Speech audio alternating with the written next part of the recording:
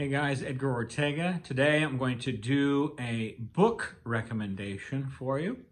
I'm going to recommend the book Social Justice Fallacies by Thomas Sowell.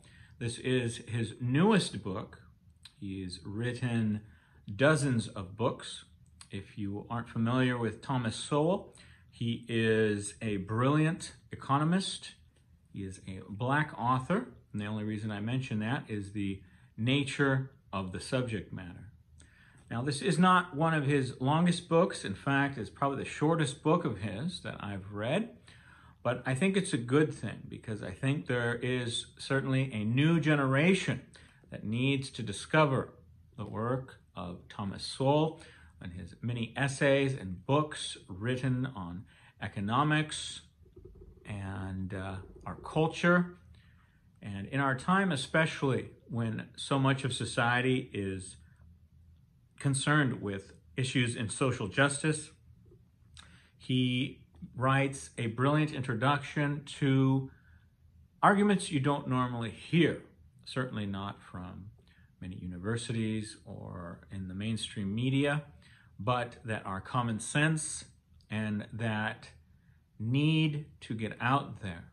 Because generally, unfortunately, a dominant political party in our time is essentially indoctrinating so many people, so many young people in colleges, public schools, with ideology that is not constructive.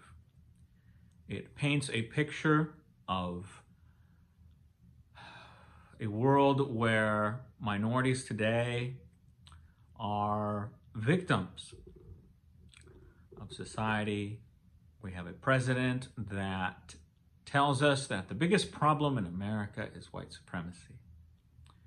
And it's very sad to see so many people, especially so many young people, adopt this way of thinking because it is not constructive, and the people in charge could do so much more if they were to only let people know how powerful they are, if they were to teach them how to succeed instead of adopting the label of being a party for the poor while aiming to keep the voters poor. Because if they feel victimized, they will continue to support their causes. Anyway, Social Justice Fallacies by Thomas Sowell. It's a short book, only about 130 pages, I think, of reading. About a third of it is notes, so it's quite well referenced. And I think it's a bit of a summary of a couple of his other books. One, I think it's called Discriminations and Disparities, or Disparities and Discriminations. I'll have to look that up for sure, but it's something like that. And it's a lot longer, goes into more detail. And he has another book called Economic Facts and Fallacies. And I think he kind of puts that together, puts the main points into this book, and introduces hopefully a new generation of readers of Thomas Sowell's work, where he exposes some of the lies that are put out there regarding issues in social justice. The first chapter is about the equal chances fallacy. Society kind of tells us that it is possible to arrange things in a way where everyone has an equal chance to succeed in life. Now, while everybody does very much so have an opportunity and the equal right to pursue the life that they want, we certainly do not start off the same starting point. Certainly, you're going to be born to a richer family or a poorer family. And that's generally what's focused on, is basically the money in a family and the race, right? And that's all that you're told. But there are so many variables that make it impossible for everyone to have an equal chance at starting in life, at succeeding in education, in your career, whatever it is. But the truth is, we all have an equal opportunity to pursue, to make ourselves better, to pursue the American dream and to create the life that we want. But we certainly do not start off at the same point, and it would be impossible to do so. Many social justice advocates today would tell you that this is in fact possible and that we could somehow arrange society in a way that will allow everybody to have the same starting point. But not only are we born to families with different income and different races, it's important to point out that we're not all born into two-parent homes. We're not all born into a family that has one or two kids, right? We might be the only child, which is an advantage, but we may be in a family that's quite large, has 3, 4, 5 children or more. And we're not certainly guaranteed to be born to a two-parent household, right? And so that is going to be impossible to arrange. We are not all born with the same IQs, right? It seems controversial, but it's true. IQ, when it comes down to it, it's basically kind of what you're born with, right? You can study, you can go to college, you can put effort into increasing your knowledge. When it comes to IQ, we're talking about processing speed, right? And so some people are born with simply high IQs, and some people are born with low IQs. Most people born somewhere in the middle, in the average. And so you can't arrange society in a way that puts out people with the same amount of IQs. Thomas Sowell in his book points out that most of the time, the firstborn test highest on IQ tests, right? Not always the case, but very much so. But the main point is that you can't even equalize things within a single family. And so it would be ridiculous to equalize something like IQ in a big society, right? So there's lots of variables that go into things. He goes on to other fallacies, and there's 5 chapters of it. I'm just giving you a couple of examples. It's worth reading. I want to make sure that there's plenty of new stuff for you to read in the 5 chapters here. Also talks about, like he does in many of the other books, about some of the fallacies that are often told to try to get you to think that we live in this racist nation where banks give preference to white families, right? Not the case. Quite often, and it's been shown in the past, we are given the impression that a bank would give preferential treatment to white families as far as home loans, things like that.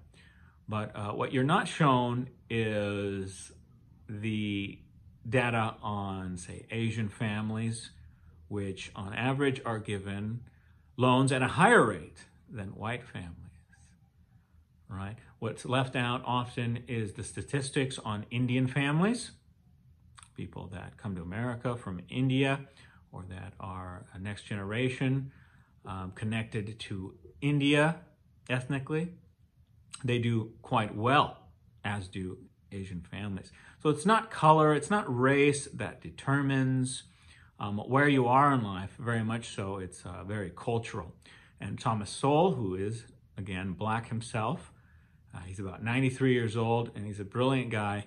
And it doesn't take a brilliant person to figure these things out, but he writes it in a way that's quite clear, that's eloquent, and that many people today need to hear.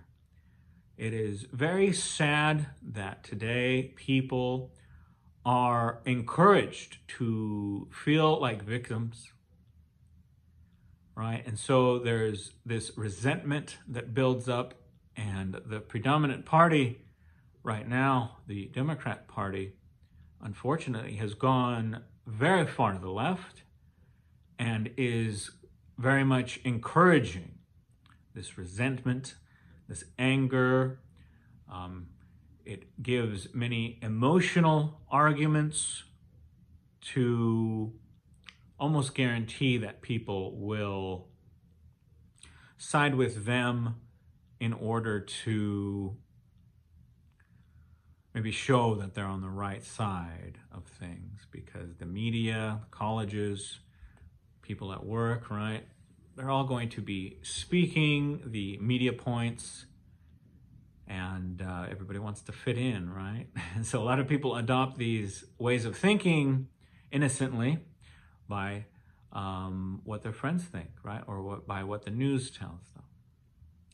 And it's unfortunate because there's a lot more to it. And they're only shown specific facts in order to guarantee that they adopt the current progressive left-wing extremism point of view. And it's doing a lot of damage to this nation. Certainly to the point where people are arguing for the underage mutilation of children. That's not covered in the book, but I'm making a point. And people are fighting for it, right? As if it were somehow justifiable, right? And there's no excuse for racism. There's no excuse for discrimination against anyone because of their race, their sexual preference, and certainly not because of their gender. And there's a fallacy that's not discussed in the book, but that I will add, that say if you have a conservative point of view, that somehow you don't believe those things, that somehow you're just guaranteed to be a racist person. And people today just aren't given the full picture of what it is to have a different view than the prevailing view that's out there in the colleges and in the media. In fact, they're encouraged to not only not listen to other points of view, there's a lot of shouting down, right? This kind of cancel culture behavior to silence debate, right? So that you don't even hear the other point of view. And as I say, if you've been around me at all, you've heard me say that if you are not able to honestly articulate the opposing view, say if you're going to enter into a debate, you are not prepared to enter into that debate. You should be able to honestly articulate the other side in a way that the other side would say, yes, that's what I believe. But we're not told that. Today, we are bombarded with the sophists of our generation. These are people that do not care about truth. They care only about winning the argument and about bringing people over to their side. And right now, you hear about right-wing extremism. There's not right-wing extremism in our nation as a problem, as Joe Biden has said that white supremacy is the biggest problem in America. That's simply not the case. While it does exist, it is certainly marginalized in this nation. And it is a lie that white supremacy is the biggest problem in America today. But unfortunately, so many people buy into that sort of thing. Now, these are my views. These are some of these things are touched upon in Social Justice Fallacies by Thomas Sowell, but I added some of my own opinions in there as well. It's just really hard to know if it is better to stay out of politics or to engage in them fully. Should we, and I am torn with the question of whether I should simply watch history happen, watch the world as it happens, and see the things that go on politically, and, not worry about them. And I tend to adopt that point of view, and things are going to happen whether I do anything or not, right? A lot of us have that attitude. And so should I stay out of politics completely, or should we dive into them 100%? Especially in a time when our generation of children, teenagers, young people are being lied to, and weak people are reinforcing it. telling minorities that they are victims of society. It's sad to see. But anyway, I recommend Social Justice Fallacies by Thomas Sowell. If you're somebody that is a social justice warrior and disagree with everything I said, perhaps you would listen to Thomas Sowell. If you're not ready to purchase the book, perhaps you'll look him up on YouTube. There's lots of videos of Thomas Sowell speaking. He's brilliant, as I've said, and I hope I can introduce you to him. He has other things he talks about. He has a whole chapter on kind of the epistemology of knowledge today and how the left uses words and definitions in a way that's quite manipulative, right? Also talks about the chess piece fallacies, talking about how people are often expected to react in a certain way or to stay in a certain demographic financially, or the biggest problem of, say, Marxism is that it doesn't take into account human nature. And that's why Marxism has failed every time throughout history, over and over. China functions now, and there are other nations that function under the Communist Party, but I doubt you want to live there. And every example of Marxism, socialism, from its inception in Bolshevik Soviet Union to in China today, which is only functioning because of its capitalist aspects, but while the people don't have the political freedom that we have here in the United States. It's not a region you want to head into. And I recommend that if you're a young person that's listening to these social justice ideas of today, that you read more into the history of communism, socialism, and see how you are being manipulated by the predominant party in our current time, the progressives of today. So that's my recommendation. I don't have a script for my videos. Every time you see me do a video, I'm just talking. Many of you know that I couldn't read anything I would be able to write because of my visual impairment. And so I'm just speaking to you guys with honesty from the heart and expressing my hope that more people will become more aware of history, become more aware of how they're being manipulated by politicians today who claim to be for them, for the minorities, for the poor. I want you guys to realize that that's where they want to keep you. Because if you became rich, then you would understand the power that you have. And you wouldn't need those politicians anymore. And so the aim is to keep you resentful, to keep you angry, to keep you repeating their emotional arguments, and so that you remain victims of their lives. It's sad to see. But there is hope because people like Thomas Sowell, and I recommend that you pick up his latest book, Social Justice Fallacies, and hopefully it is a introduction to his works and that you continue to seek out more of his books in the future. Anyway, thanks for watching. My name's Edgar Ortega, Handsome Blind Guy. Be sure to subscribe to my channel and like this video, leave a comment if you agree, disagree. Of course, I recommend you be polite. I will be myself. Anyway, thanks for watching. I'll see you, or you'll see me, in a future video.